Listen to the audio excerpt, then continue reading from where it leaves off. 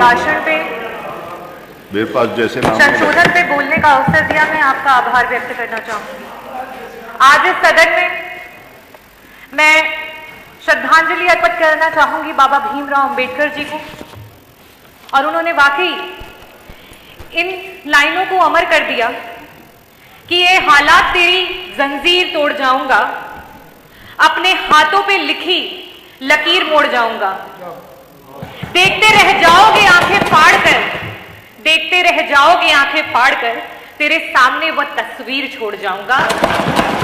और बाबा भीमराव अंबेडकर जी ने वो तस्वीर छोड़ी, वो संविधान छोड़ा हमारे पास, और उस संविधान के नाते सर्वोच्च न्यायालय ने आदेश दिया और आज अयोध्या में रामलला विराजमान है और ये आपकी सरकार के उपस्थिति में है। मैं आपको बधाई देना चाहती हूँ। आज के युवा, ये एक बड़ी अच्छी कविता है, जरा गौर से सुनिएगा, बड़ी जरूरी है। राम राम तो कह लोगे, पर राम सा दुख भी सहना होगा, और पहली चुनौती यह होगी कि मर्यादा में रहना होगा, मर्यादा में रहना होगा।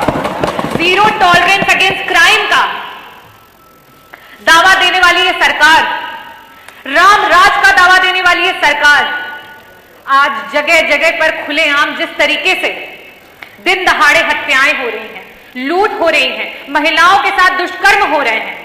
मैं अगर अपने विधानसभा और अपने जनपद की बात करूं, दिन दहाड़े प्रजापति समाज के 2 बच्चों को गला रेत करके मार दिया गया, एक पटेल समाज के डॉक्टर की दिन दहाड़े गोली मार करके हत्या कर दी गई। मेरी विधानसभा में बिशुनपाल व्यक्ति की हत्या कर दी गई मार के, साथ ही साथ मल्हनी विधानसभा में एक सुनार की गोली मार करके हत्या कर दी गई। अध्यक्ष जी, आईआईटी बीएचयू की एक छात्रा के साथ जो वारदात हुई वो किसी से छुपी नहीं है कि किस तरीके से उसके साथ सड़क पे खुलेआम दुष्कर्म किया गया, और ऐसी ना जाने कितनी हजारों वारदातें हैं जो रोज हुई जा रही हैं। आप क्या कहते हैं, क्या ये पुलिस की नाकामी है, क्या ये पुलिस की गलती है, या ये उन युवाओं की गलती है जो आजकल क्राइम की ओर बढ़ता चला जाता है, जा रहा है, क्रिमिनल बनता चला जा रहा है? नहीं, ये आपके सरकार की नाकामी, ये आपके सरकार की गलती है जिसकी वजह से ये हो रहा है। आज जिस सरकार को शिक्षा की गुणवत्ता की तरफ सोचना चाहिए, जहां एक माँ बाप अपनी पूरी उम्र लगा देते हैं अपने बच्चे को एक बेहतर शिक्षा देने के लिए, लेकिन जब उस बच्चे का समय आता है तो ना उसके पास रोजगार है, ना उसके पास कारोबार है।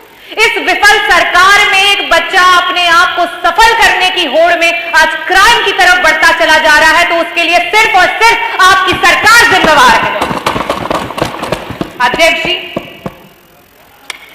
अगर मैं क्राइम की बात करूं तो उसकी पुष्टि यह भी करता है कि आज जब से भाजपा की सरकार आई है तब से अभी तक आपने अपना डीजीपी जो नियुक्त किया है वो भी कार्यवाहक ही रहे हैं, अभी तक कोई आपने परमानेंट डीजीपी तक नहीं दिया।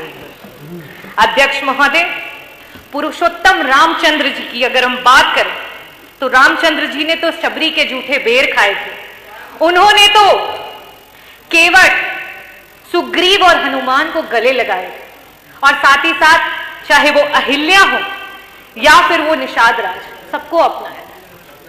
अगर वो चाहते तो वो रावण को हराने के लिए बड़े बड़े राजाओं के साथ संधि कर सकते थे, वो चाहते तो बड़ी बड़ी सेनाओं को ला सकते थे, लेकिन उनकी सेनाओं में कौन था? उनकी सेनाओं में थे वो गरीब, उनकी सेनाओं में थे वो दलित, उनकी सेनाओं में थे वो पिछड़े। उन्होंने उन्हें क्यों जोड़ा और उन्हें क्यों साथ लेकर के आए? वो इसलिए साथ लेकर के आए क्योंकि वो उन्हें यह एहसास कराना चाहते थे कि आपके अंदर वो ताकत है, आप सक्षम हैं, आप सशक्त हैं। आज रामराज का दावा करने वाली ये सरकार पीडीए की, चाहे वो पिछड़ा हो, दलित हो, अल्पसंख्यक हो, आदिवासी हो, उसकी सबसे बड़ी दुश्मन बनी पड़ी। आज अगर हम बात करें शिक्षा में 69,000 शिक्षकों की भर्ती के घोटाले को आज तक कोई भूला नहीं है, और बार बार इस सदन से उसकी गुहार लगाई जा रही है। आज अगर मेडिकल कॉलेजेस की बात करें, चाहे वो किंग जॉर्ज मेडिकल कॉलेज हो, चाहे वो आरएमएल हो, चाहे वो एसजीपीजीआई हो, आज ये अगर प्रोफेसर्स की भर्ती की बात आती है तो वहां जगह जगह पर आरक्षण का हनन हो रहा है और जगह जगह पर गलत तरीके से भर्तियां की जा रही हैं। आज भी 112 हमारी बच्चियां जो संवाद अधिकारी के रूप में काम करती थी वो अपनी नौकरी के लिए गुहार लगा रही हैं। आज आउटसोर्सिंग के नाम पर हमारे देश की गरीब जनता को बंधुआ मजदूर बना दिया गया है। अध्यक्ष जी, आज 2-2 हजार की पगार पे उन लोगों से 8-8, 12-12 घंटे काम कराया जा रहा है। ये स्थिति है आपके सरकार। अध्यक्ष जी, बड़े बड़े वादे किए गए, इन्वेस्टर समिट मीट की वादे किए गए, ना जाने कितने हजारों करोड़ का इन्वेस्टमेंट आपकी सरकार लेकर के आई, लेकिन आज धरातल पर अगर देखा जाए तो ना भी इन 7 वर्षों में ना तो एक मल्टी स्पेशलिटी हॉस्पिटल दिखता है, ना तो कोई नया एम्स दिखता है, ना तो कोई नया एनआईटी दिखता है, ना आईआईटी दिखता है, ना एमआईटी दिखता है, और बहुत लंबी कतार है लेकिन कुछ भी दिखाई नहीं देता। आपके इन बड़े बड़े इन्वेस्टमेंट्स में रोजगार और व्यापार सिर्फ और सिर्फ कागजों पे दिखाई देते हैं, हकीकत में कहीं दिखाई नहीं देते। आज हमारे देश का युवा कुछ चंद पैसों के लिए अपने देश से पलायन करके दूसरे देश में जाने के लिए तैयार है। ये सच में बड़ा ही शर्मनाक है। अगर हम बात करें आज थाने की, तहसील के और अधिकारियों के ऑफिस की, तो ये समझ ले अध्यक्ष जी कि ये सरकारी जितनी भी जगह है वो सिर्फ और सिर्फ भ्रष्टाचार के अड्डे हैं और कुछ भी नहीं। आज अगर जमीन का नाप होता है तो वो जमीन के नाप जो है वो मौखिक रूप में आदेश होते हैं। आज तो लिखित भी बंद हो गया है, क्योंकि जब जितनी रिश्वत आती है उस हिसाब से ये नाप बदल जाते हैं। अध्यक्ष जी, ये आपकी सरकार बार बार जनता के मूलभूत अधिकारों के लिए जब भी विपक्ष ने आवाज उठाई है तो हमेशा ये आवाज आती है कि अरे जब बबूल लगाया तो आम कहां से पाओगे, जब बबूल लगाया तो आम कहां से पाओगे। जब से समाजवादी पार्टी की स्थापना हुई उस तब से लेकर के अध्यक्ष जी आज तक का अगर कार्यकाल देखा जाए तो अगर समाजवादी पार्टी ने 12 साल सत्ता पे राज किया है तो आपको 13 साल हो चुके हैं। और उसके बाद मैं आज आपको यह बता सकती हूं कि समाजवादी पार्टी ने मेट्रो लाइन बनवाई, समाजवादी पार्टी ने एक्सप्रेसवे बनवाया, समाजवादी पार्टी ने गोमती रिवर फ्रंट बनवाया, एकाना बनवाया, मेदांता बनवाया, इलेक्ट्रिसिटी प्रोडक्शन यूनिट बनवाई।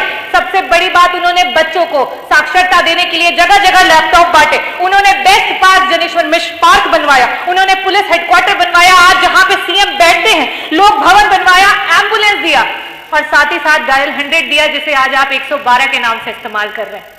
लेकिन अगर आप अपनी बात करें तो आपके पास आज भी सिर्फ कागजी हैं और कुछ भी है नहीं आपके पास, तो सिर्फ कोरे कागज लेकर के आप बैठे हैं और रामराज की बात करते हैं।